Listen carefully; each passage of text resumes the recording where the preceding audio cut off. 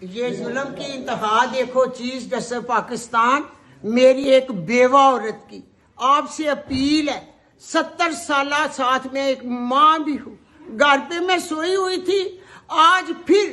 خواجہ آصف نے میرے گھر پر حملہ کرایا۔ یہ دیکھو میرا دروازہ توڑ کر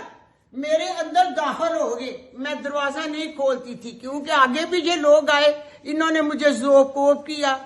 میرے سر سے چادر اتاری، میرے بال کھینچے، جو ویڈیو سوشل میڈیا پر ہے آپ وہ بھی ثبوت دیکھ سکتے ہیں۔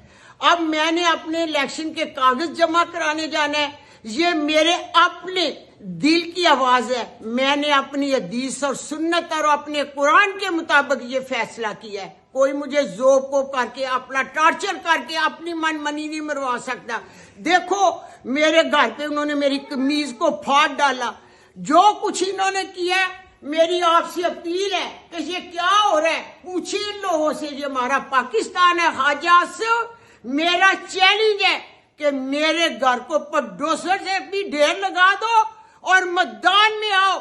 دیکھو میں تمہارے شیر کا کیا اشر کرتی ہوں، مجھے ہتھ کڑیاں لگاؤ، میں کاغذ جمع کراؤں گی، اور ہتھ کڑیاں مجھے لگاؤ، میں ہتھ کڑیاں اور جیل میں بھی جا کر الیکشن لاؤں گی، کسی پلیکھے میں نہ رہنا، کسی بھول میں نہ رہنا۔ یہ میرا چیلنج ہے، چیلنج نہیں بلکہ میرا عہد ہے، میرا پیغام ہے آپ کو بھی اور شہر سیالکوٹ کی عوام کو بھی میرا پیغام ہے۔ جو ظلم یہ اقرار ہے آپ دیکھ رہے ہیں،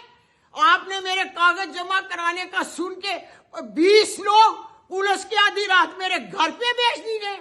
اور مجھے ذوق کر کے دیے ہیں۔ میری اپیل ہے کہ میں چیف جسٹس صاحب سے انصاف چاہتی ہوں، مجھے انصاف ملے، مجھے انصاف ملے۔